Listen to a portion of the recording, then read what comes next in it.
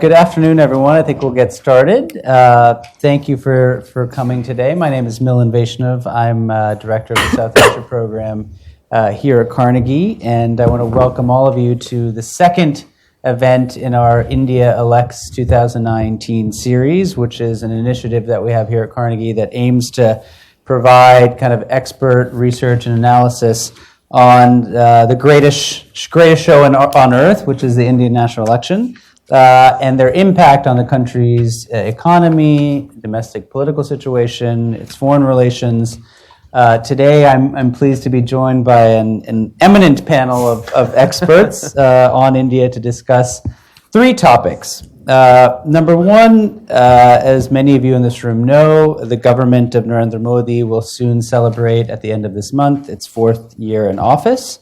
We wanted to use this opportunity to take stock of the government's performance to date on the economy, on the domestic politics, and on foreign policy, and to discuss what can only be described as a flurry of recent events, I think, in all three of these categories. Number two is India is currently in the midst of elections, which is sort of an evergreen statement I think you can make about the country. Campaigning in the southern state of Karnataka has now reached a fever pitch. We want to briefly discuss the importance of those elections in the current context. And third, and finally, once these two milestones are over, that is the 4-year anniversary and the elections in Karnataka, the pivot to the 2019 general election, I think, will begin in earnest. And so we want to discuss how that race is shaping up, some of the contours, how the Modi government's performance is going to impact that particular contest. And to do so, we're joined by an all-star cast of characters. I want to start to my right, the person who has come the farthest to be here today, James Crabtree, who is an associate professor of practice at the Lee Kuan Yew School in Singapore, and was previously, I'm sure as many of you know, was the Mumbai bureau chief for the Financial Times. I'm sure many of you here regularly read James's missives. His first book, The Billionaire Raj, A Journey Through India's New Gilded Age, is going to be published in July, so more about that, and we hope that you'll come back and speak to this audience at Carnegie, James, once the book is out. Then we have to my left Tanvi Madan, who is the fellow in the Project on International Order and Strategy in the Foreign Policy Program at the Brookings Institution and director of the India Project. And last but not least, Sadanand Dhume, a resident fellow at AEI, the American Enterprise Institute. I like to keep my neighbors very close, and a regular South Asia columnist for the Wall Street Journal. So what we're going to do this afternoon is start first by just sort of hitting pause and taking stock on where we are on these three issues I mentioned, beginning with domestic politics. And so I'll start with you, Sadanand, and just very broadly ask you to kind of tell us where we are. I mean, when the Modi government came to power in 2014, the BJP didn't control that much territory. Today, it controls the majority of territory in India. We see that the poll numbers for the Prime Minister continue to be really high. Tell us where we are at this particular juncture in the domestic political landscape. Well, thank you, Milan. It's great to be here. And I'm going to spend my 5 minutes or so just, instead of covering a lot of territory, I'm going to focus on where we are right now and how the BJP, just how dominant the BJP is as a national political party. And I have a few slides, but I think only just one of them really, in many ways, sums all this up quite nicely. On the left, you see the blue bits are 5 years ago, almost exactly 5 years ago, May 15, 2013. Those are states that were ruled by the Congress Party and its allies 5 years ago. And the saffron bits, no surprise, are the BJP and its allies 5 years ago. The map on the right shows you what that looks like right now.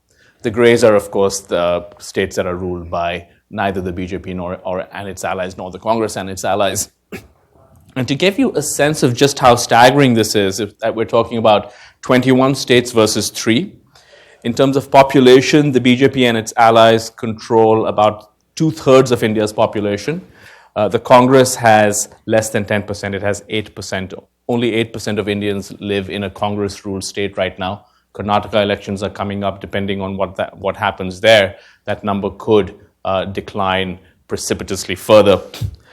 In terms of in terms of India's GDP, the BJP and its allies now control 54% of the country's economy. For Congress, that's only 11%, and the vast majority of that, again, is that one state, Karnataka, which goes to the polls soon. In terms of numbers of state legislators, the BJP, which was long much smaller as a national party, it has nearly twice as many members of state legislatures as the Congress. It has about 1,500, and the Congress has slightly fewer than 800. So not quite twice as much, but close. And in terms of a funding advantage, the Association for Democratic Reforms had put out numbers, and it said that last year, in FY17, the BJP raised 1,034 crores. So in dollars, that is about $155 million. The Congress, which was number 2, had about 1/4 of that amount. So that just gives you a sense, right? So in funding, it's 75% to 25%. Add to that the fact that that Narendra Modi is the most popular politician in the country today, that Amit Shah, the president of the BJP, is the most feared strategist, that the BJP has the most dedicated cadres and workers on the ground, that they have an army of captive television channels and fake news sites and so on. And finally, the fact that the main face of the opposition, and we can get into this more during the discussion, but the main face of the opposition, Rahul Gandhi, still does not appear ready for prime time. So if you take all of this together and you just look at the distance that has been covered by the BJP under Modi over the last few years, purely as an electoral machine, we have not seen anything like this, certainly in the post-liberalization era. And so obviously Modi goes in, and the BJP, they go into next year's election as favorites, very clear favorites. But I'd like to point out that that does not mean that they are shoo-ins, and we can get into some of this, we can get into more of this in the discussion. So if I were to sort of set the stage, it would be, here is this extremely powerful, extremely popular leader heading into an election, way ahead of the pack for various structural reasons. However, he is not a shoo-in, and we can explain why as we move on. Great, thanks, Sadanand. James, I want to turn to you next and ask you about your big picture take on the economy. This was supposed to be Narendra Modi's calling card. I mean, he famously campaigned in 2013 to 2014 on the promise of bringing Achhe Din, or good times, good days for the Indian economy. It was part and parcel of the narrative that he sold the electorate. Where do we stand today in terms of his meeting those very lofty expectations? Yeah, thanks, Milan. Let me say 3 things about this. I mean, I suppose you should try and be fair to the government's record to begin with. And if you were to have started in 2014 and thought, you'd have roughly average 7% growth for the 4 or 5 years of the government, you have reasonable fiscal management, you have record foreign direct investment, a fairly good attempt to try and improve manufacturing. There's quite a lot that can be said for the government's record, I think. I mean, it's been moderately successful. There were lots of hopes about double-digit growth. Double-digit growth historically in India only tends to come before a crash. So there hasn't been an economic boom, and so people are disappointed by that. But actually that's a good thing, because typically when you have some kind of mini economic boom of some sort, then it ends in disaster. And so, in a sense, what India wants is kind of in addition to structural reforms, it wants solid growth at or around the level that it has been having for most of the last 4 years for the next 2 decades, and then it will be roughly where it needs to get to. And so I preface what I'm about to say by saying that by no means do I think the economic record has been disastrous. There are many things to say about it. So that's point one. The second, however, I think is there are reasons to question what has been achieved. I mean, we can have a much longer discussion about this endless thumb-sucking question about structural reforms and the extent to which they ought to have done more of them, been braver, whether some of the things that they haven't done, like labor market reforms, or have been, were basically impossible given the electoral and parliamentary gymnastics that you have to go through, whether some that they actually did do, like the big tax reform, were bungled in their implementation. But I suppose I would point to a couple of definitional moments where it struck me that things were less than one would have hoped, one of which was the departure of Raghuram Rajan as the Reserve Bank chief. That was entirely unnecessary and disappointing. It was a sort of signal in the end that the commitment of the government to keep a very widely respected and able technocrat was subsidiary to short-term political demands. I would look at the appointment of Yogi Adityanath as the chief minister of Uttar Pradesh as another example where it was perfectly plausible, regardless of what anyone would have told you, that he could have put in place a reform-minded technocrat into that position. At that point, it's curious, as Saad says, that we're now back in this position of pondering whether Mr. Modi may be weaker than we think. But after that election in 2014, this was a gigantic success for the BJP, and he could have done anything that he wanted. And he did not spend his political capital doing something that would potentially have brought economic development to the largest and most important state in India. And then the third is the most obvious, which is demonetization, which was economically a disastrous thing to do, regardless of the fact that it was kind of moderately popular domestically. And all three of those things, I think, would lead reasonable people to ponder whether the economic instincts of the government are as good as they want to be. I mean, I think that there's also a bigger picture that we should keep our eye on. And at this point, I shall brandish a copy of my book. So this is which you should all go and buy. It's excellent. It's coming out in July, great for Christmas presents. And the sort of argument in the book is about India's re-engagement with globalization after 1991, but particularly from the mid-2000s, where I think there were a number of very big things that happened to the Indian economy, one of which was the creation of what I call the billionaire Raj, the sort of superstrata of the hyper-wealthy, embodied by people like Mukesh Ambani, and the inequality that came with that, where India is now, on most measures, right up there with Brazil and South Africa as one of the world's most unequal countries. You also had an endemic wave of corruption, which to some degree Mr. Modi has put a stop to in its most egregious and wholesale form, but which again, I think, as Milan's book points out, reasonable people would agree that this is far from a battle that has been won. And then you had the collapse of a kind of certain industrial model in India, almost as a consequence of the first two, the problems of the large industrial conglomerates, many of which are bankrupt, the problems of the Indian banking system, which have still not been solved. And I suppose the argument that I have in the book is that although India has a lot to be hopeful about, that it ought to be the world's fastest growing economy for the next 2 decades, has many positive attributes, that until you fix these 3 problems, you are very unlikely to get East Asian style movement from poverty to middle income status to rich economy status, because if you look across East Asia, all of the successful examples had relatively egalitarian cultures. They managed to some degree either to use crony capitalism strategically in favor of growth, or they got rid of it, as in Singapore. One of those 2 options, and India is doing neither.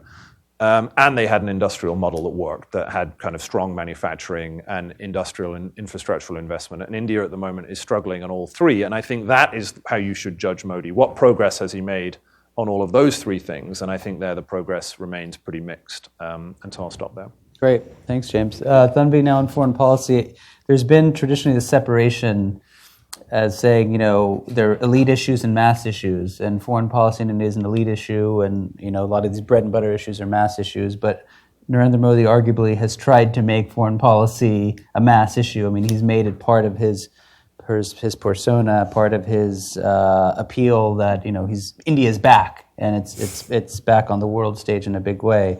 So how do we assess his first 4 years in office on the foreign policy front? Because we've seen both a move towards strengthening great power relationships, but a lot of time spent with what many people traditionally view as kind of smaller, insignificant countries, where he's really made a big push.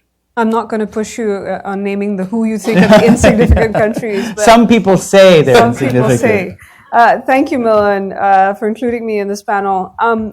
What I'm not going to do in kind of the few minutes I have is talk about detailed particular relationships because we just don't have enough time. And as Milan said, there are a lot of relationships that the Modi government has been focusing on, but I'm happy to discuss those as we get into Q&A. What I thought I'd do is kind of step back and take a 30,000-foot view of where we stand 4 years into the Modi government, assess the his foreign policy, but also kind of a year out from, at least we think it's a year out from the next election.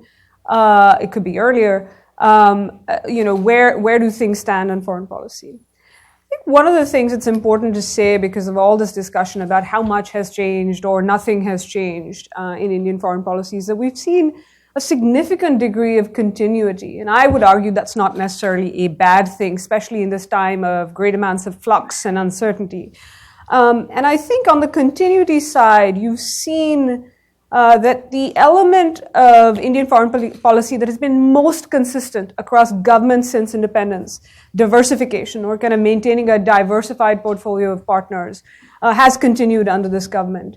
And over the last year, in fact, particularly, but over the last 4 years more broadly, you've seen both globally but also regionally in each region, Prime Minister Modi essentially double down on diversification. And that has meant also that the broad contours in terms of India's key relationships, but also its priorities, like neighborhood first, have remained the same from previous governments. In terms of change, now you can argue some of these things are good or bad, but in terms of change, a few things that I'll throw out there is, I think you've seen kind of the government in some ways be more proactive, including about using leverage to serve its interests.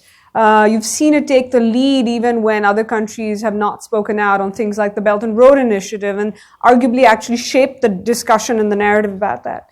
You've seen this government seek a larger kind of global and regional role, not saying, listen, we need time to grow, we'll do the kind of external stuff later.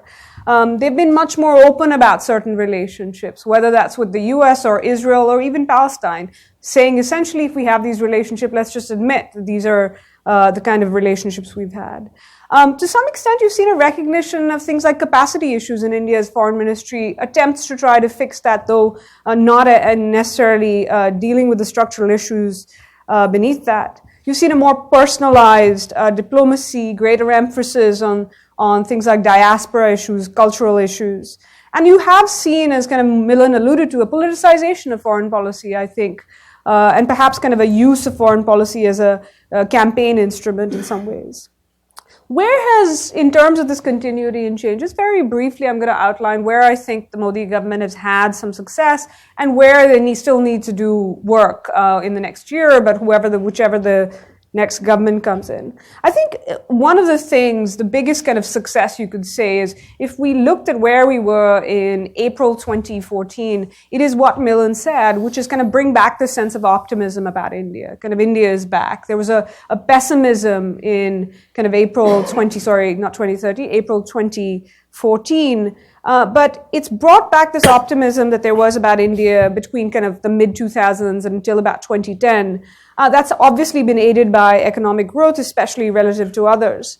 I think there's also been success beyond India's immediate neighborhood, particularly in deepening partnerships with the intention of kind of expanding capabilities and shaping the regional power balance, whether these are with major powers, middle powers, or kind of Southeast and East Asian countries. And you have seen kind of India also increase and in some cases upgrade its representation in global and regional governance institutions.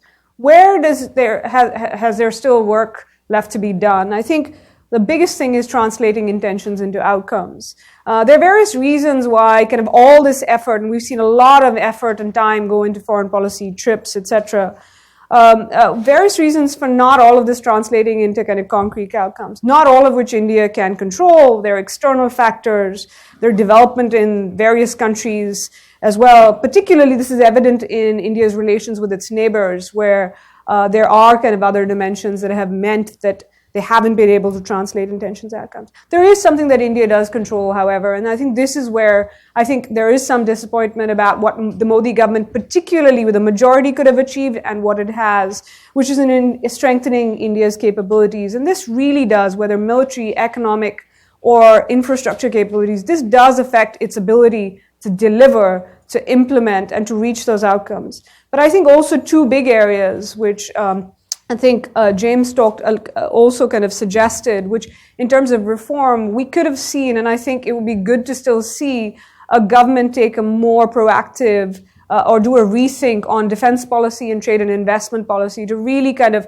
engage, use these partnerships that India has developed to kind of strengthen its capabilities. I would say, just kind of to end with, what do we have to think about as we go into foreign policy in an election year? Some things to consider. We might not see that big, kind of taking proactive steps on defense or unless forced to by circumstances, or kind of trade and investment because of political reasons. We might be wrong. They might actually say that these things might actually create more jobs, etc., make the case for it. But I think certain things that are worth kind of watching for the next year, which is one, crises. Things that, for example, India can't necessarily control, but might actually set the narrative in terms of foreign policy, crises that involve India. Second, I would say Trump twists. We've seen one today in terms of the US withdrawal from the Iran deal that has serious implications for India, but there could be a number of other things that shape India's regional and global options that India can't control. Third, oil prices. A key thing to remember is that when Modi took office, India's crude oil basket for India was priced at $108 per barrel. By the end of December 2015, it was $33. That gave him a lot of breathing room and space. We've seen things inch up to over $70 a barrel. We might see it inch up more. This has serious implications for a lot of things, including electoral implications. And I think one of the other things, just to the final thing I will say, is that it does matter who wins the election next year in terms of foreign policy, not just because of kind of whether the India will be back or not. But one thing particularly, not just Modi, but Modi in a majority gave, is the space to do certain things, to do some of those proactive things, like, for example, sign foundational agreements with the US, bring Japan into the trilateral and Malabar in a more significant way, sign the land boundary agreement with Bangladesh that has opened up other options. So it really does matter not just who is in office and their personality, their interest in foreign policy, but do they have a majority or not? Great, thanks, Tanvi. There's a lot here, so let me just dive in, and we could have hopefully a bit of a back and forth. Let me start with you, Sadanand. You started with a very optimistic, kind of rosy picture about the BJP and Narendra Modi over the past 4 years, but you ended saying he's not a shoo-in. Certainly, if you follow the op-ed pages of the Indian media in the last few months, you get the sense that we are seeing much more of a contest than I think many people had anticipated, even 6 months ago, but certainly a year or two ago. What do you see as the key sources of vulnerability, 12 months ahead of the general election that Modi and the BJP face? Why is this narrative kind of shaping? It's a great question. Right now, if you could, without naming the newspapers, but there are 2 or 3 newspapers, if you were to just read their op-ed pages, you would think that Modi is in huge trouble and this is a crisis for the BJP. And what has happened is that even though he is popular and even though the party has gained so much ground under him, there is an alternative narrative that has developed. For starters, the BJP has lost a series of by-elections. They've lost elections in Rajasthan, they've lost elections in Bihar, they've lost elections in Uttar Pradesh.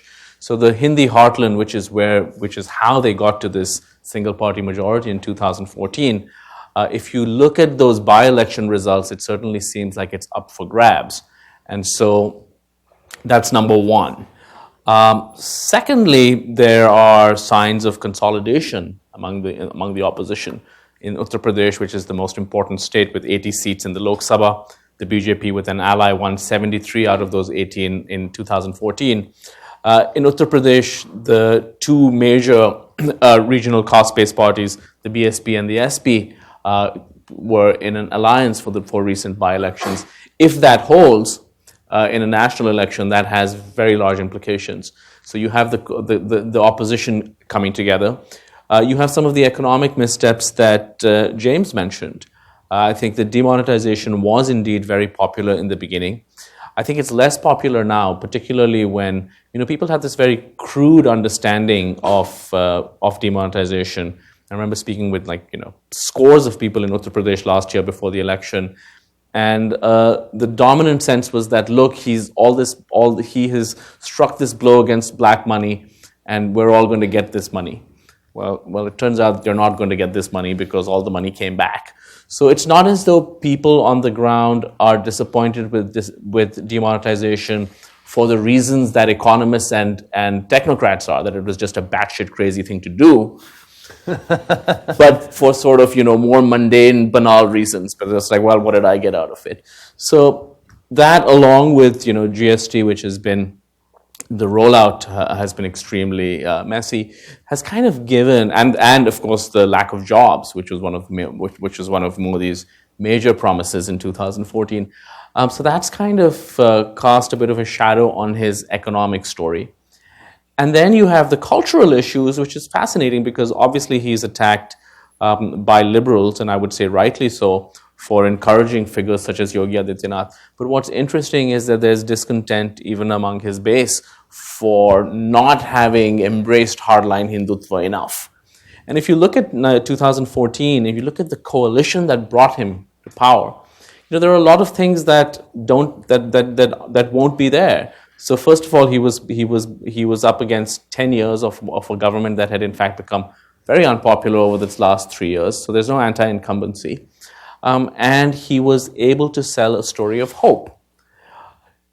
Those two things are harder to do. So he's still formidable, but there are all these challenges that have cropped up in the past. Now, my final point on this is that whenever you make this argument and you point this out to a BJP person or a BJP supporter, they have a clinching argument, which is that, well, how come we keep winning?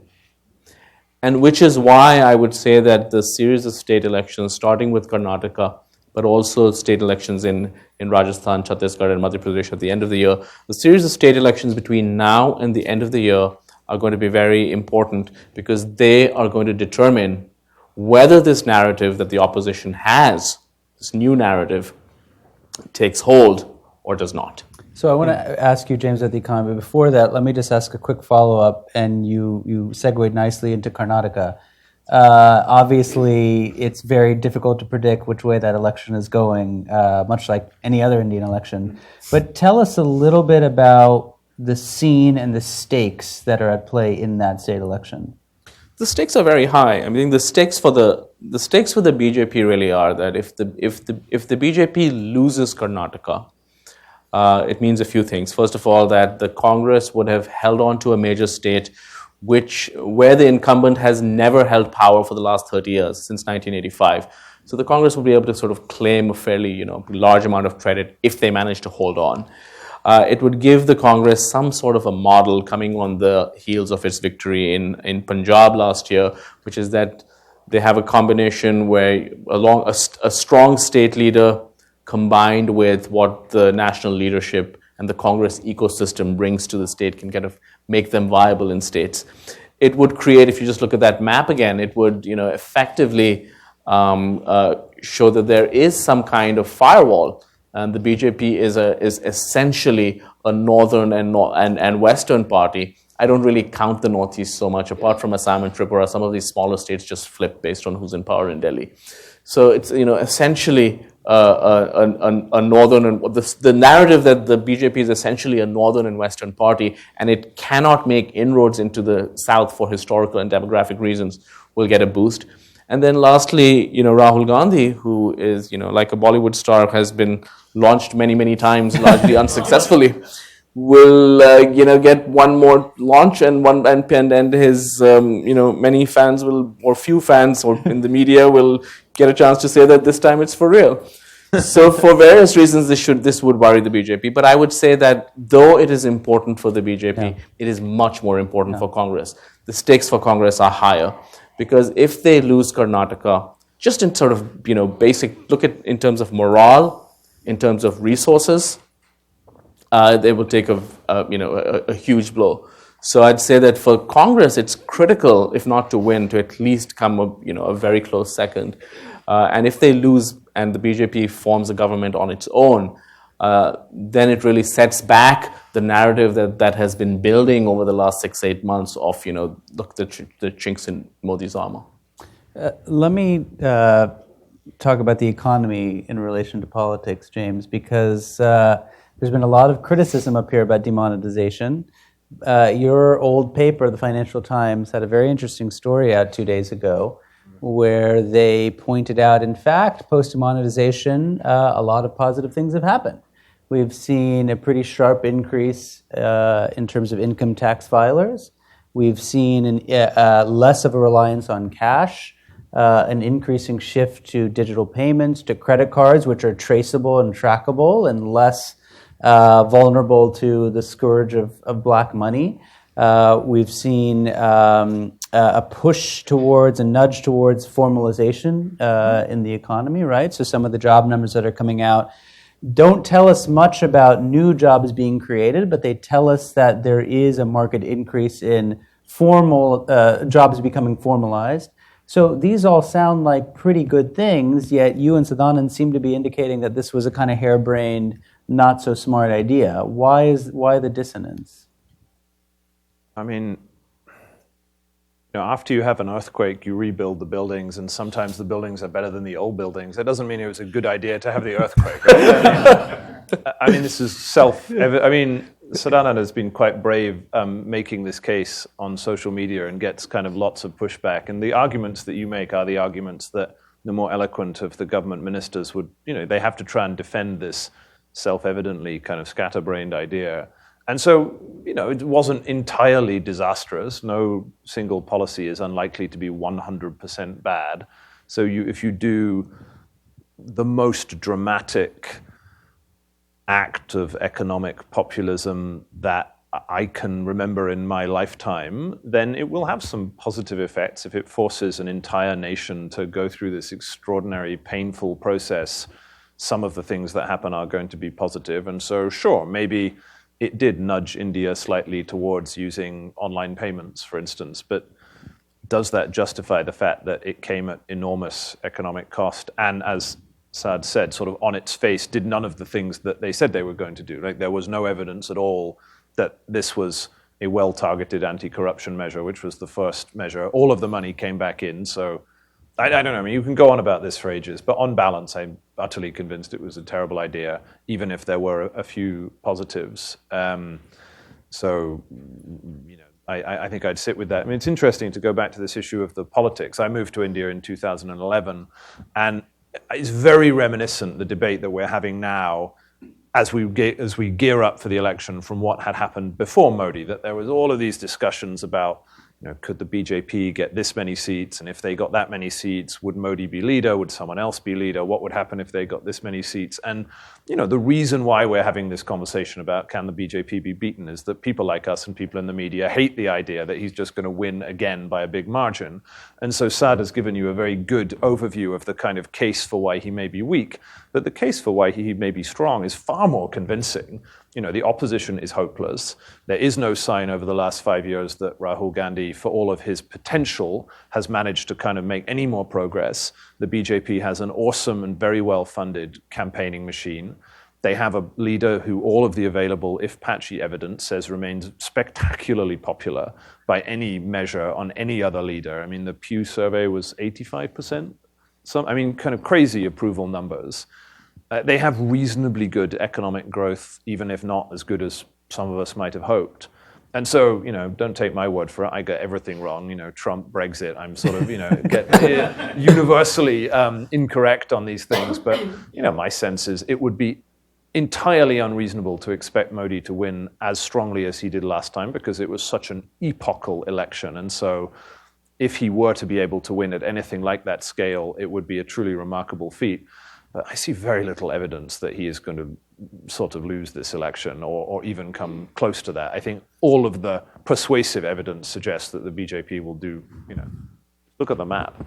Like the BJP is going to do just fine. That would be, that's my instinct. And I think most of the kind of the case on the other side is that it would be very boring to imagine that Modi will just kind of walk over and do well. And that is what I suspect will happen. So this is like a version in, American politics, every RNC or DNC convention is going to be a brokered convention, right? And there's going to be this. Everybody's like, you have a lot of fun thinking about, so maybe Modi doesn't quite get, so who would be the next leader? That's a fun thing to think about. Or you want to think about who's the third front candidate. These are all very fun parlor games if you're sitting in sort of central Delhi or South Mumbai.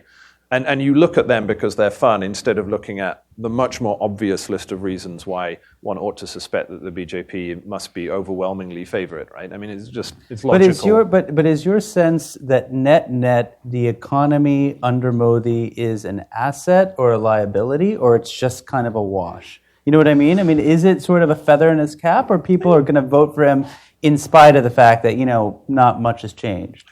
I mean, it's interesting. So there's this think tanky academic discussion that Milan and others have really put good evidence on, which is in India, does good economics make good politics if you do the right technocratic thing? And I think at some level it obviously does, not just amongst the upper middle and middle classes who clearly do yearn for better standards of living, but elsewhere too. I mean, I was rattling around the UP elections last year, and there was this real palpable sense of a desire for jobs, better state services, and so Modi is popular because he promises that. That remains, I think, his promise.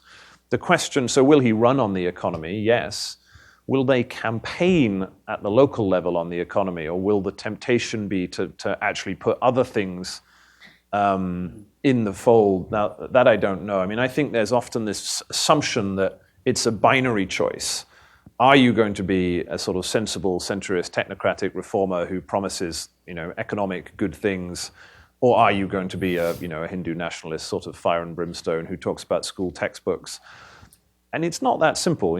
Often the question is maybe it actually makes sense to do both of those things. You build your coalition in one way, and that gives you the political capital to spend on reforms in another way. You're feeling slightly under pressure as if you might not win, so you decide to kind of get your base ginned up by putting some red meat out there. And it's hard to tell what that balance will be like in the election. But I think that to the extent that I have any insight into the mind of the Prime Minister, I think he is genuine on his desire to deliver economic reform, and I suspect he would feel frustrated, as maybe some of the analysts are, that he hasn't been able to do quite as much as he would like because he faces a lot of constraints. And so I would expect that to be the main message that the BJP takes into the election, and I think that is still a very marketable message and is why I would expect them to win.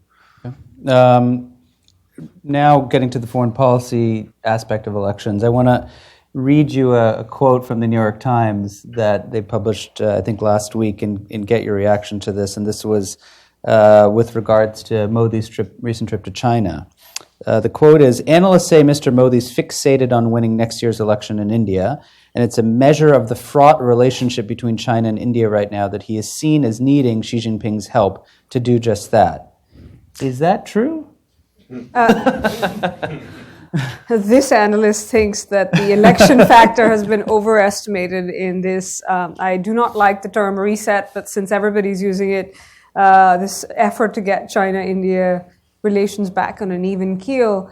I think the election, the kind of political situation or the domestic situation, and I think it has to be seen broadly in both countries, is a factor, but not the factor. I think there are two aspects to this, which is there's the one aspect is who wanted this reset and who was driving it. And the second is this question about what could not having this summit or this effort have done over the next year that could impact election. I think the first the reason this kind of narrative has caught on, and I think India could have done a better job of messaging this narrative caught on that India was driving this because of a leaked memo in February suggesting or instructing government officials not to attend some Tibetan celebrations in Delhi. But if you actually look at when this kind of effort started, it was actually much before. It was a few months before. And the particular sign that things had changed really came from Foreign Minister Wang Yi's visit to India for the Russia-China-India trilateral, having essentially said that he wasn't going to go early in the year. So that itself was the big switch. And you really saw, particularly post Doklam and the BRICS summit in China, but really since December, etc., that you saw this building. So I'm not sure, because the New York Times quote would suggest that this was kind of just Modi out there, knocking on Xi's door saying, I need you to help me win this election. The second thing I think is the fact that I think Modi in some ways, because he's seen as kind of a strong leader, probably has more space on this. He's probably also aware of the fact, we don't have data on this, but Indians don't tend to vote on foreign policy. I think where this does impact, and I think where the lowering of temperatures will help, is in an election year, if you had a Doklam-like incident, it would constrain a decision maker's kind of space. That with Modi might not play in the sense that people assume, which is he'd have to back down. I actually think it would potentially mean that he couldn't back down or couldn't reach an agreement. But I think there's different aspects of this. I don't buy into kind of elections as being the driving factor. I think this was the Indian side seeing an opportunity with the Chinese willing to come to the table and not kind of imposing terms that if India would find acceptable, to see, let's lower the temperature and let's see where we can go. Just one other thing, which is in some ways Modi has opened the door to the opposition also pointing fingers if this goes south, if there is an incident. Last year, China particularly, Pakistan, both sides have kind of played, brought it up in terms of who's weak or not.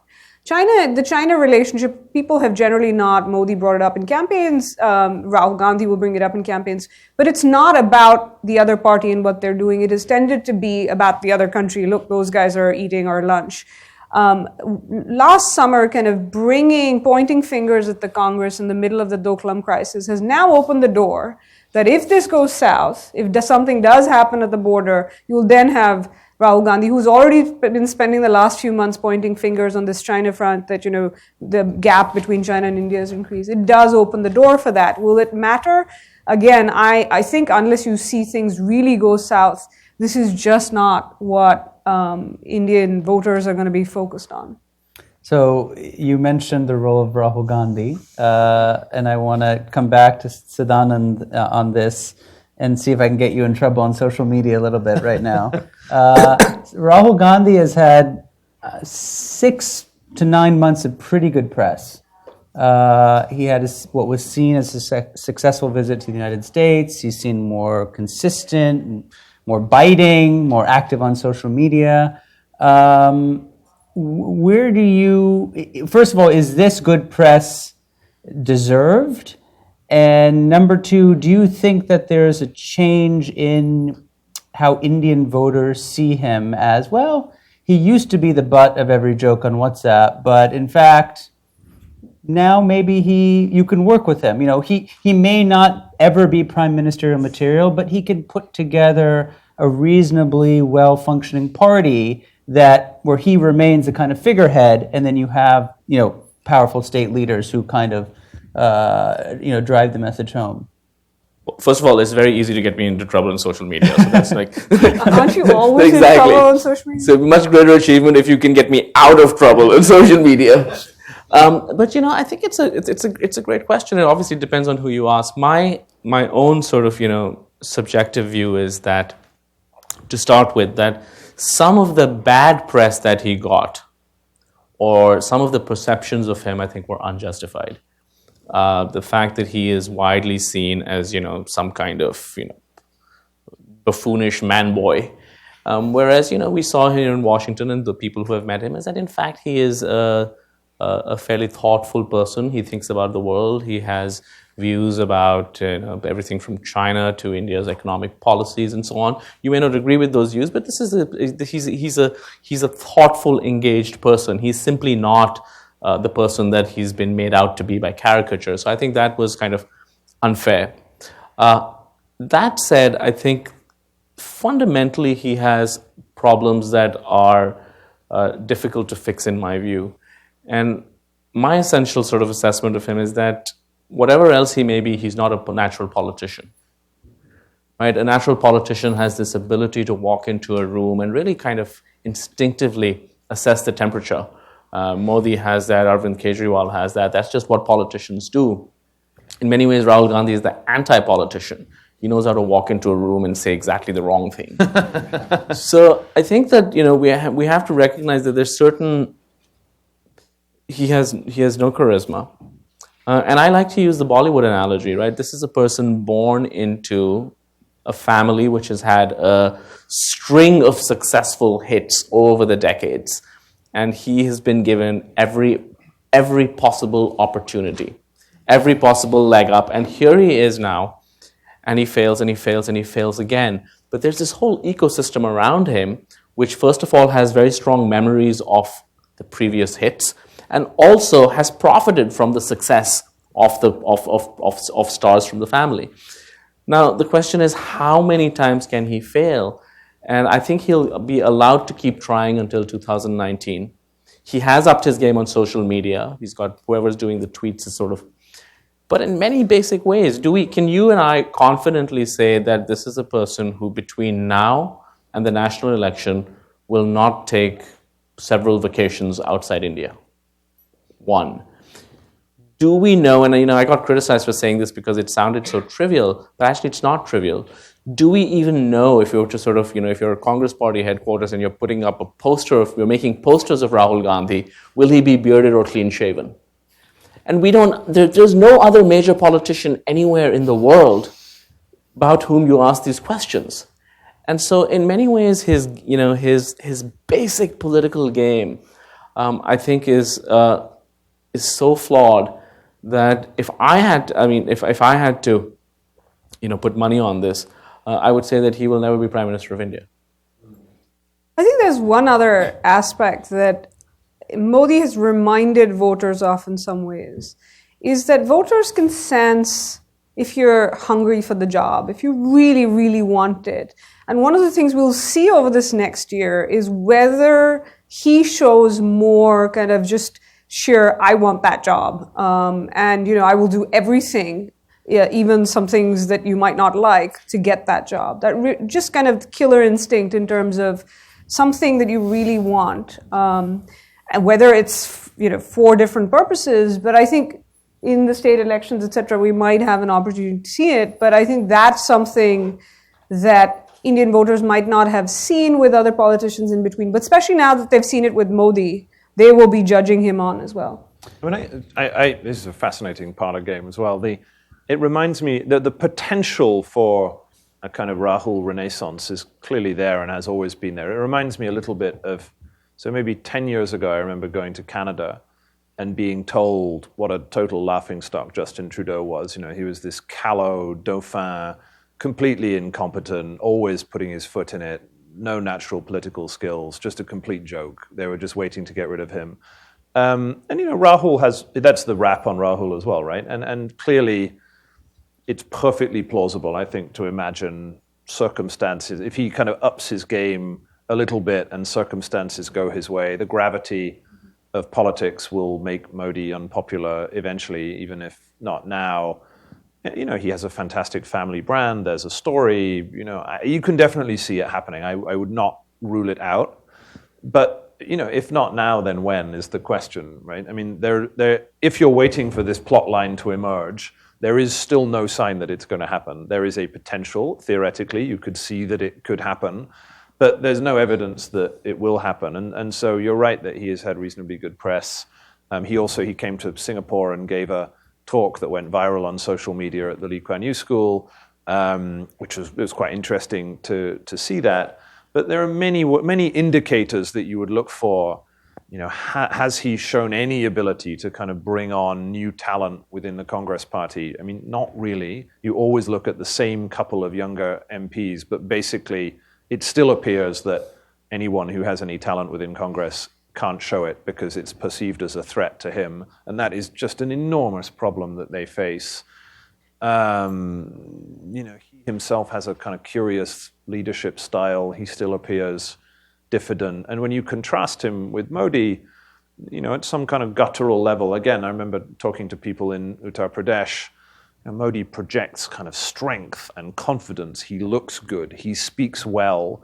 Tanvi was talking about foreign policy. I remember people talking about the phrase surgical strikes.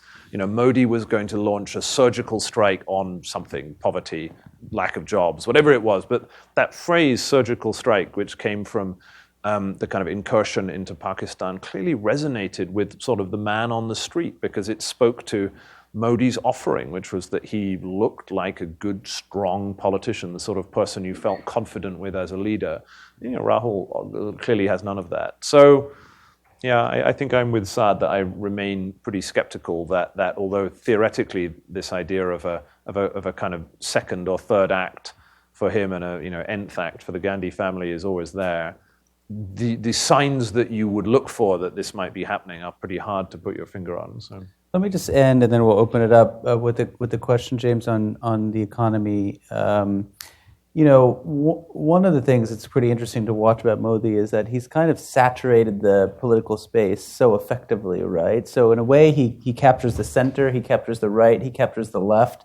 And you can find a little bit of everything, right? You can find some economic reform, you can find some populism, you can find some doubling down on social welfare policies the Congress has put into place. Where is the effective economic critique going to come from? Or can it be marshaled, right? Because you're clearly not going to get much of a critique from the right. And it's becoming, I think, very increasingly hard to attack him from the left because he has taken over much of that debate right now. It's a really great question. And again, it's why I don't think he's going to lose, because I think that they're very clever in the way that they have done that. And so, people who are minded to be, sort of in favor of kind of market-friendly technocratic reforms, there is a reason why Modi and his people have not dismantled parts of the kind of nascent Indian welfare state, which is that this would be very unpopular, and that they, Modi is a Democrat in the sense that he really likes winning elections and he's exceptionally good at it. And so, I think there isn't a sort of effective critique of the government, which is the one that I outlined, before and sort of touch on in the book, which is that in the medium term, if India wants to continue the trajectory from lower middle-income status up through different parts of middle-income status, then you can't put off forever the kind of things that Modi has put off in his first term. And I think at some basic level, people know that. You have to take hard decisions today to get the rewards tomorrow. But I just don't think that there's nobody who's going to be able to make that critique effectively in this electoral cycle. And so I think they'll kind of get away with it, if you see what I mean. And then that opens up a second question about the character of the Prime Minister in his second term. Now, I'm British, as you can tell, and there was always this question in Tony Blair's government. So you had the first government, he had a whacking majority, and he didn't really do anything very much. He was kind of timorous and afraid of the press and afraid of being too radical. But people sort of said, wait for the second term. In the second term, it'll be truly radical. And the second term was, let's move Iraq to one side. The second term was sort of pretty much like the first, as was the third. And so, this question of whether or not Modi will really kind of, his true colors will emerge, the radical reformer in the second term, I'm slightly skeptical of that too, having been through this cycle before. And I suspect, to be honest, that the second term will be pretty much like the first, even if they get some magic threshold in the upper house or these constraints that are said to be holding people back, that the mixture of attempting to dominate all of the political space and trying to kind of get right that balance between taking risks and not taking unnecessary risks will probably mean that this sort of steady as she goes approach to economic reform is what will characterize most of the second term, as it has in the first. So. Can I take a quick crack at that too? Sorry, I was just going to say, arguably you can see that the critique that you will get, and perhaps the most effective critique that they will actually care about, is the critique from the street. And I mean it both in terms of people, young people who are thinking about jobs, farmers who are thinking about incomes, but also the Lal Street and Wall Street investors. Are they investing in India? So I think the critique will come not necessarily from the think tank analysts, because frankly, they probably don't care about that, or kind of economists in universities. I think the critique will come that will perhaps make them change is this realization that everything they want to do, if you don't have the economy that James is talking about, you don't get to do the foreign policy stuff. That optimism goes away. The importance that you wanted, that respect on the world stage, all that goes away without that very fundamental thing of economic growth. Sadanand? Yeah, I mean, I agree with Tanvi. I'd say, I look at this in sort of two parts. To the extent that the conversations we have, or op-eds in the Economic Times and Business Standard and Mint, there's that whole sort of elite level conversation about the reforms process. And over there, I think a lot of the sheen is off. But I don't think that matters to them in electoral terms, because there all the attacks are, in fact, the opposition does have a story to tell, because that story is very simple. It's sort of like, well, he promised you a job, did you get a job? And they go to the farmers and said, well, he's going to double your income. Has he doubled your income? And the fact is that in terms of people's lived experience, you could probably make the case that, well, look, and because expectations were so high. So I think that the opposition does have a story to tell, and it's just the nature of Indian politics that no matter who is in power, they're always attacked for sort of not having done enough for the poor. Right? And Congress has been attacking him from day one, unfairly in my view, as being Soot Boot Ki Sarkar. And that's what they're going to go after. And then they're going to toss in demonetization and GST. And the kind of elite discourse on this matters to the extent that it chips away at some of the aura, it strips away some of the sense of great optimism we had earlier. But it doesn't matter beyond that. I think one very final thing, if you think about what's happened in China over the last 2 decades, you had a regime whose fundamental justification was economic competence. And as that kind of gradually, the growth rate sort of tapered down, things became more difficult, you move up through middle income status and it just becomes a little bit harder. The regime has shifted to a justification that is more fundamentally nationalistic in basis. And I suppose something roughly of the same order. The risk is that something of roughly the same order happens in India. I don't think we're quite there yet. And one can have an argument about the nature of nationalism in India. But that, I think, is the worrying thing, that if you cannot continue to justify yourself based on kind of delivered economic competence, the basic question about jobs, which is the big problem, where there is very little evidence that they've had much success in delivering decent white or blue collar jobs to the tens of millions of people who need them, then you need to justify your regime in some other way. And that's the potentially alarming thing, I think. Let's open up to your questions. There's 2 mics going around, so I just ask that you raise your hand and identify yourself and just keep your questions short, and we'll take a couple in the first round and then do a second round. So we'll start at the end with you, Vijay, and then we'll come to Tezi. Hi, my name is Vijayendra Kumar, and I'm retired, but I have a family in India that does business in India. And true, the 2 maps show that BJP is very successful and Modi is very successful politically. But if you believe that the lives of people matter as to what the government does in improving the lives of people, nothing much has changed.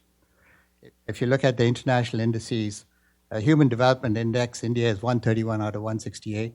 Pollution Index, India has the 10 worst cities in air pollution. So, and also manufacturing, I think India has missed the manufacturing revolution. It's now a gig economy. Even labor-intensive industries like manufacture of toys or statue of Ganesh for Ganesh Chaturthi, they get those items from China. So in my view, there's much that the BJP has not done. Tezi?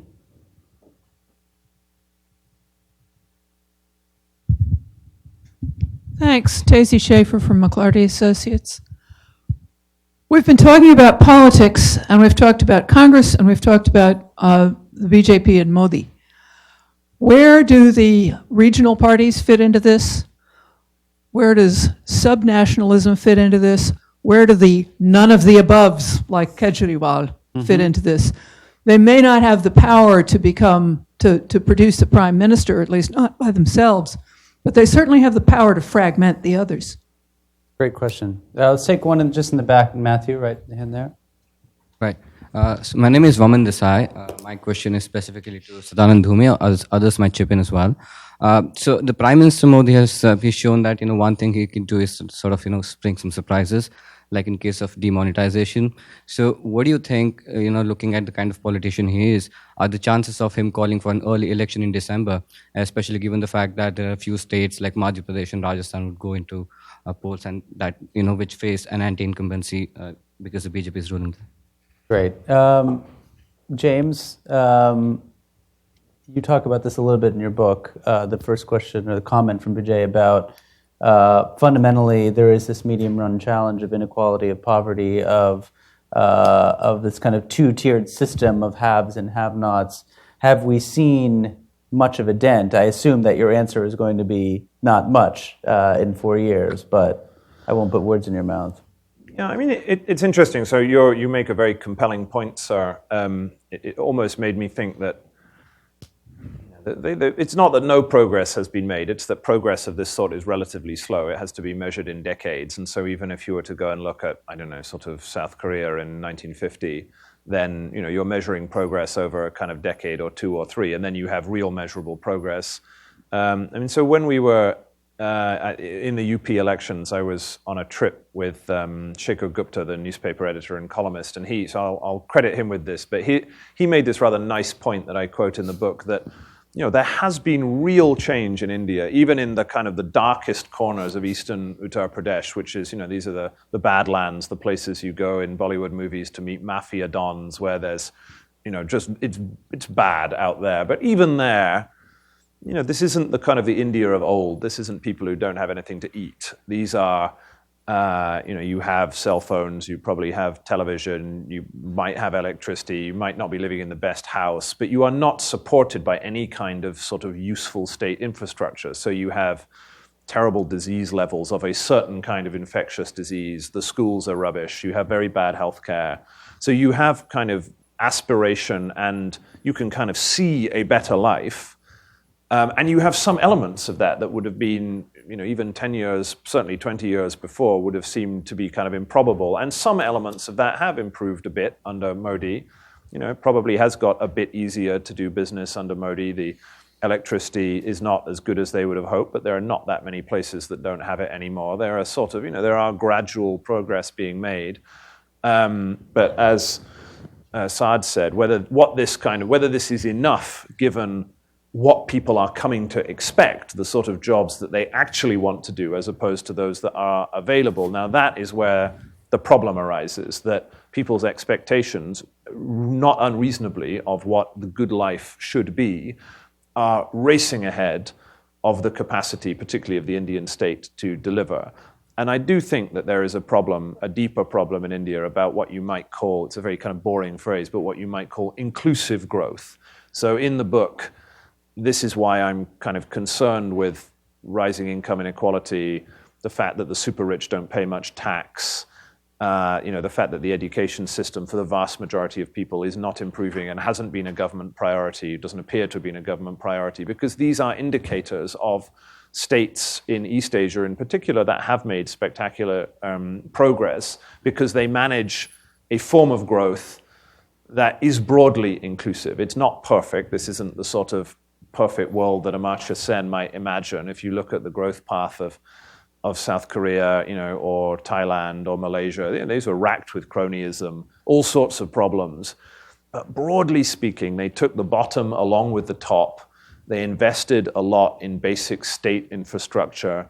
As I said at the beginning, they either used cronyism strategically to build industries that you needed, or after a while, they basically kind of drove it out of the system, the most successful of them. And I see little evidence that India is managing to do these things. And this is the problem, right? There is only one way that we know that poor countries become middle-income countries, become rich countries quickly, and that is what East Asia did.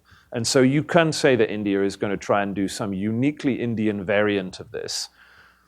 But if you're saying India is not going to take this path at all, then you really are in a kind of no man's land. If you think that this is going to be a path that is going to be done entirely by services of a certain kind, then you're kind of imagining India as an oil emirate, in which you have this very productive, very rich part of the economy that funds everything else. And it just doesn't seem realistic to me. In the end, there is one model that was the kind of East Asian model that has a heavy manufacturing and exporting component that has an inclusive state.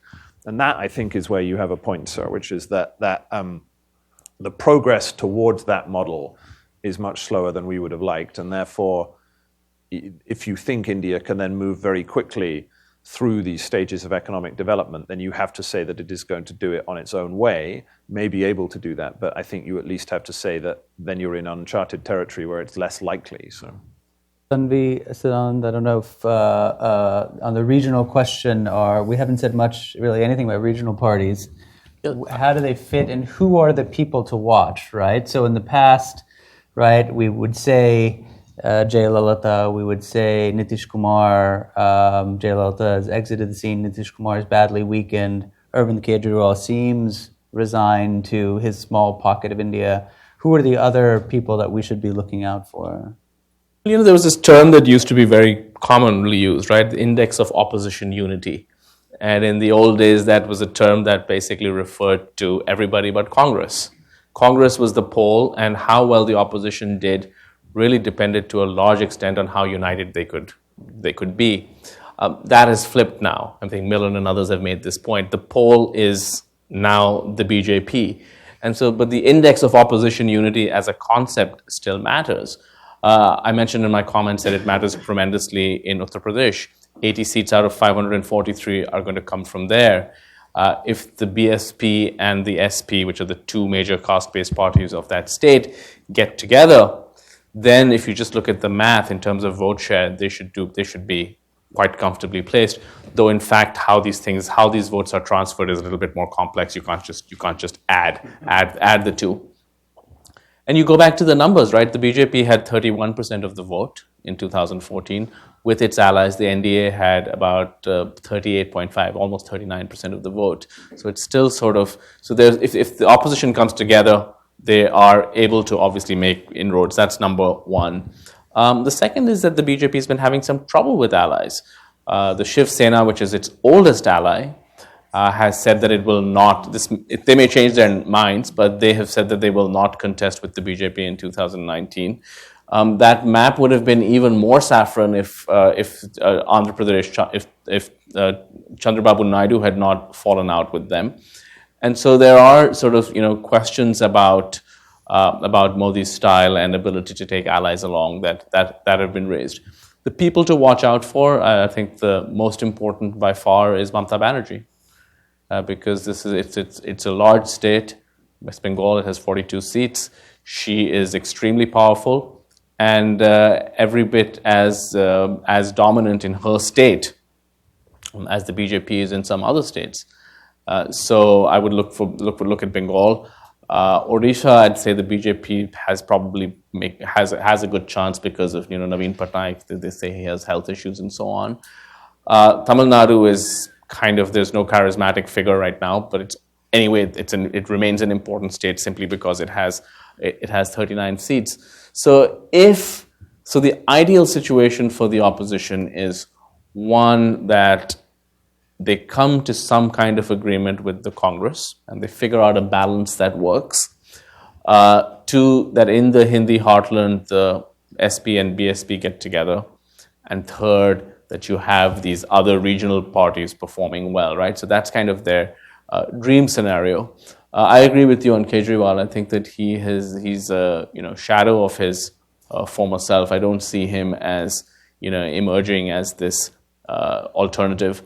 And to that extent, I think Rahul Gandhi is better placed than he was a year ago, where to the degree that people are looking at a face, he is in some ways the most plausible face, but that cuts both ways because that ends up hurting the opposition.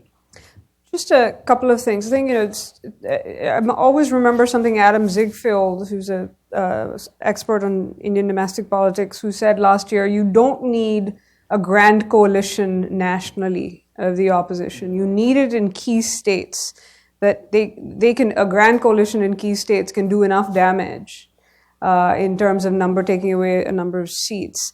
And the kind of second thing is, I think kind of how important the regional parties, or not just the regional parties, but kind of the third parties are, we'll find out the day the election results come out, because they could be kingmakers in some cases, or irrelevant. And one of the things we're not going to know necessarily in the lead up to those elections, I will not answer the question, I'll leave it to Sadanand or Milan to answer the question about early elections, but is the fact that whether it's Karnataka, Madhya Pradesh, Rajasthan, in the state elections that are coming up, this is essentially a BJP Congress fight. So we will not have a signal of kind of what kind of the regional party factor might necessarily mean. Let me quickly answer the early election question. I honestly, we're all just crystal ball gazing. Nobody knows. I think the logic of an early election from a BJP perspective would be, especially if they win Karnataka and they have momentum on their side, is to bank on Modi's popularity and to bank on the fact that he is the most favored choice for prime minister, and hope that undercuts the obvious unpopularity of their state government, especially in Rajasthan, but perhaps in Madhya Pradesh too.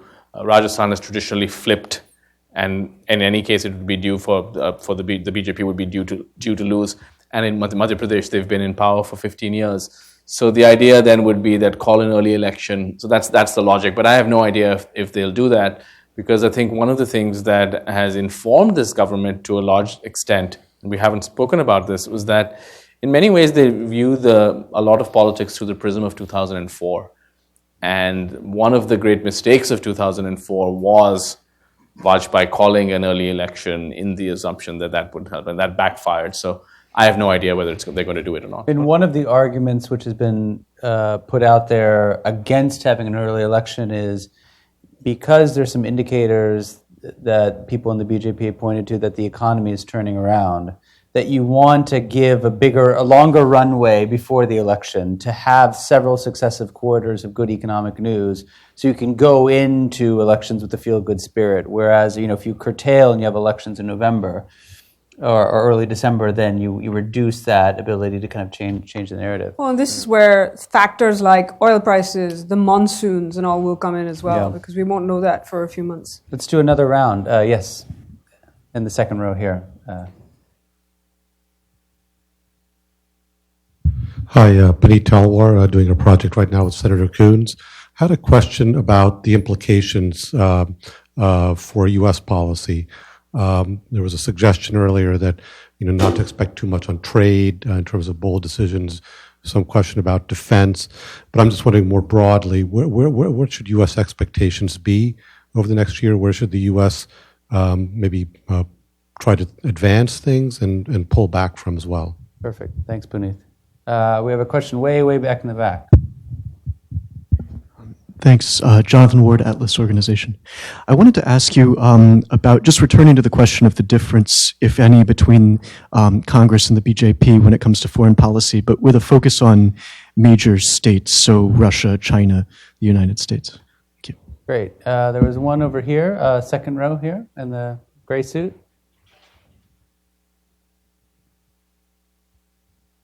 This is Mike with the Center for Pluralism.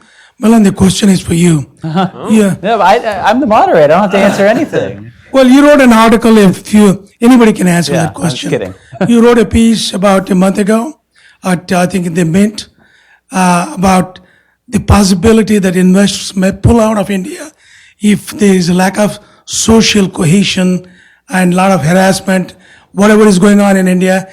It may cause investors to pull out of India, and it may cause a collapse in the economy. And that I wrote a similar article like you did. Sadanand, 15 years ago, you were doing very well on social media at the Saja group. You and I were friends at that time. Thank you. Okay, Tanvi, I don't know if you want to take Puneet's question about U.S. policy. Sure. Where should we be looking for? I think there is, if Modi decided to actually do things there's certain things, even on trade, but particularly on investment, and I think in the defense policy space, where I think there's a perception that there are domestic political implications, but I think he can either manage them or those are overestimated. And so I think for the US, the other thing to keep in mind is there's the elections, but there's also the regional space that is driving, especially on the defense policy side, a lot of decisions. So I think there will be movement there. You've already seen kind of the re-engaging on the other foundational agreements, for example, driven, and it's, knowing that the opposition will kind of beat them up. I've never thought the kind of foundational agreements, I've always seen domestic politics used as an excuse more than kind of an actual matter, because you can shape that narrative. But you've seen kind of certain movements. I think where you do see some impact is in terms of, for example, India, for the kind of role it's been talking about, should have a very different looking defense budget. But not just because of kind of the obligations it has for pensions and salaries, but also because this is a political issue, that makes a difference. Or, for example, the defense public sector undertakings and having their employee unions, etc., kind of doing anything that would take away or decrease their role, that kind of thing does end up playing in the domestic political space. But I think especially on defense policy, there is more space. And so I think this is also why you were probably going to see, as we have seen over the last year or so, more happening on the US-India front on the defense and security side than necessarily on the trade and investment side. And I think, others can speak to it, including Rick, who's here. I think that is also, there is an opportunity, I think, for India to take a very different view on this, saying that people say, well, if you kind of open up the space, there'll be increased inequality. Well, the case we're seeing is that there's increased inequality anyway. So how do you create a system where you're not going to Davos giving a speech that is anti-protectionist and then 3 days later increasing customs duties, but essentially making the case that trade and investment done well, creating social safety nets, ensuring some of, to make sure that inclusive growth is kind of an objective as well, that this can actually help you create those jobs. And also kind of tying it in with the strategic side, which is saying essentially, you know what, here's this window of opportunity, which might be lost a year or two from now, that companies are looking to diversify from China. They will go somewhere. Now, for India, this is an opportunity, and for Modi to say, you know what, come here, doing it for them to come and create jobs in India. That means, yes, compromise on some things that have been sacred cows so far, excuse the expression, but frankly should actually involve a rethink, but also from a strategic level to say, okay, we're saying we're gonna be this alternative to China. If the Chinese are putting pressure on a South Korean company saying we're gonna kick you out if you don't agree with foreign policy, Modi should have stood out there and said, you know what, Lotte, come to India, come set up here. China's putting pressure and saying we're going to make sure that our tourists don't go to a certain country. India should step up and say, we're going to work with your government to try to ensure that more of our tourists are going there. Because at the end of the day, India is the only country with the size in terms of the economy that could potentially even compete. So I think, and I hope we will still see, this is the small part of me that's an optimist, that there can be a more forward-leaning stance that could fit actually with this jobs message. Do I think it's likely to happen in the next year? I think on the trade side in particular, I think that might be hard. I think there's space on the investment and defense side. I will just say I think that should mean that there should be, for a number of reasons, continued engagement. I think just like India was continuing to engage, not just running up to election season here, but in the year after where there was some uncertainty. I think this is just doing business with a fellow democracy that, it might slow down, but I think looking for spaces where there is actually quite a bit of space. Do either one of you want to take the difference between the Congress and the BJP with respect to relations to the major states? I don't know if... I wanted to kind of follow what Tanvi was saying, which I think that's exactly right. There is, the kind of crystallizing decision on that question, I think, is what India does with the other trade agreement. Not the TPP, the one that's called RCEP, which is the ASEAN-led trade agreement that has both China and theoretically India negotiating to be part of it. India, as usual, is probably the biggest sticking block. But that is not because, I think anyway, India is being kind of painful about it. It's that there is a real trade-off between the short-term pain of opening up some of your economy to some much more advanced manufacturers and the long-term benefit, particularly the kind of geostrategic benefit of properly integrating yourself into East Asia. And it sort of hangs in the balance. I think it's a very difficult thing to do in an election year to sign up to something like this, and I think they're struggling. There are very few pro-trade constituencies in India. There's no one pushing them to do this, and if you actually speak to some of the people who are, they're much more critical of the Indian side than they are of their negotiating partners in ASEAN and Japan and China. And so I think if I were, an American trying to kind of nudge India in the right direction, that's what I'd be kind of pushing on. And it raises this bigger question about, so at the moment, Modi, the space, to use Tanvi's phrase, that he has to make these kind of bold, long-term, strategically sensible, growth-enhancing decisions is clearly shrinking because of the election. The question is, were he to win, would he then go and do it? Would he spend some of that political capital?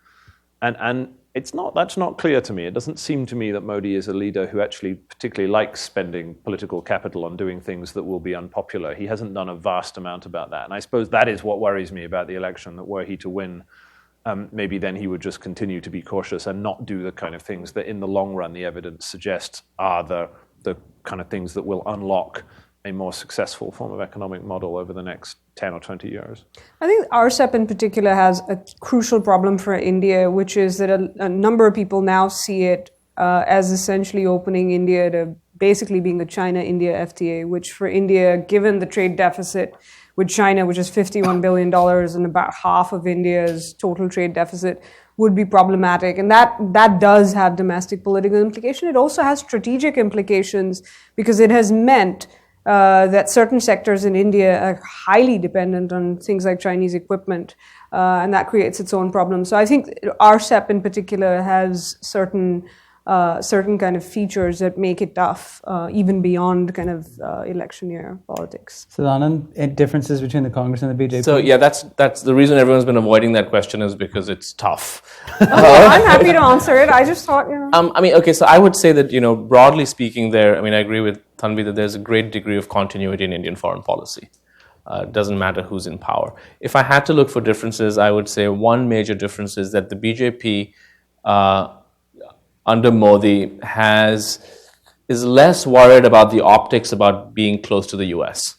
The most vivid example of that was the invitation to Barack Obama to be the chief guest at India's Republic Day parade, multiple hugs with President Trump and so on. So these guys, they don't seem to sort of, because they're sort of, they're seen as the more hawkish party, the tougher party and so on.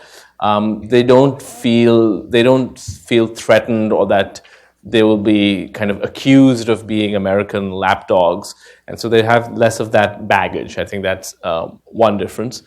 China, I'd say that sort of, again, more continuity than both the parties have more in common than, as the old cliche goes, countries have permanent interests.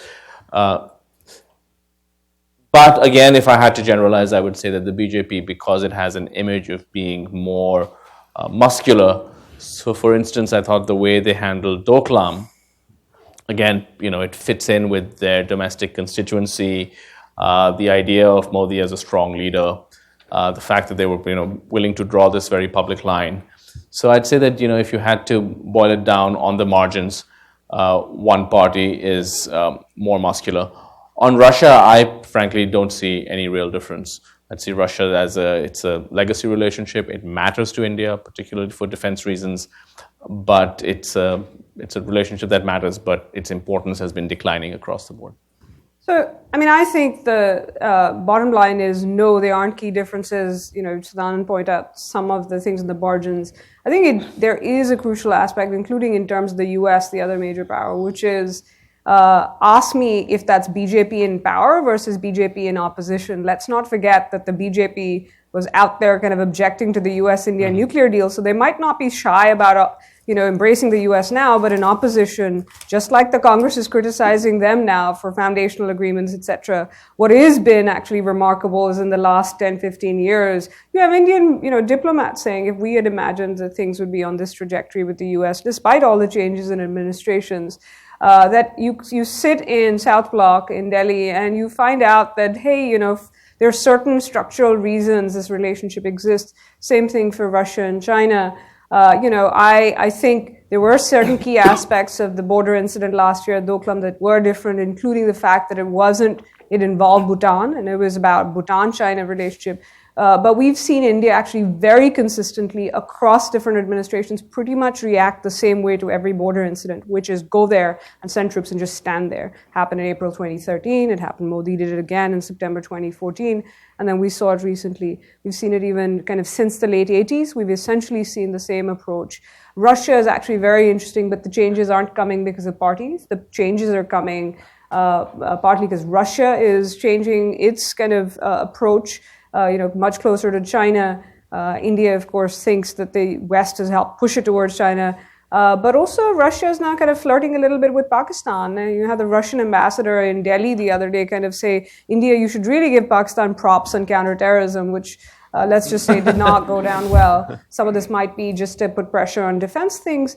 But I think it is an important relationship, but India has even on the defense side been diversifying away. So it's not our grandparents' Russia-India relationship, and I don't think it'll ever go back to being that. It won't India will try to kind of keep Russia on side, but it's just unless, I think especially China-Russia relations, unless those kind of, there's friction there, I don't think you'll see kind of India getting any closer.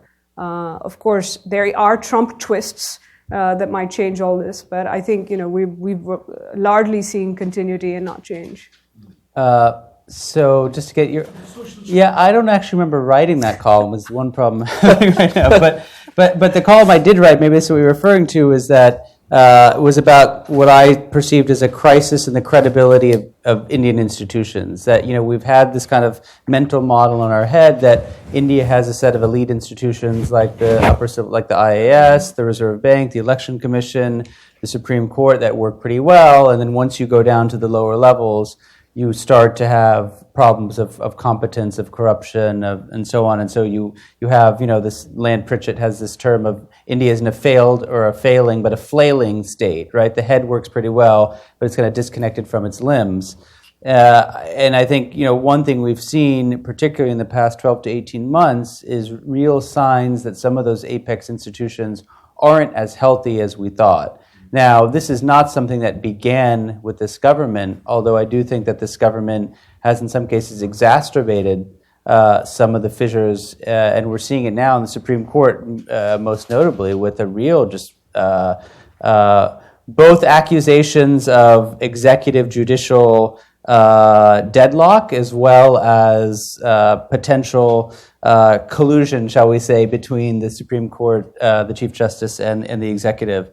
And I think this is a real liability, I think, for this government, that there is oftentimes an emphasis on Modi, the man, and not enough on the institutional structures that will live on beyond when this prime minister, delimits office. And I think that's something that if I would, had a kind of wish list, would like to see much greater focus on things which in some sense, I think jibe with Modi's rhetoric, at least, about administrative reform, about judicial reform, about fixing the police and so on. But we simply haven't seen those items be top priorities for this government. And I think it's a shame, because I think there is an opportunity actually to make some meaningful change.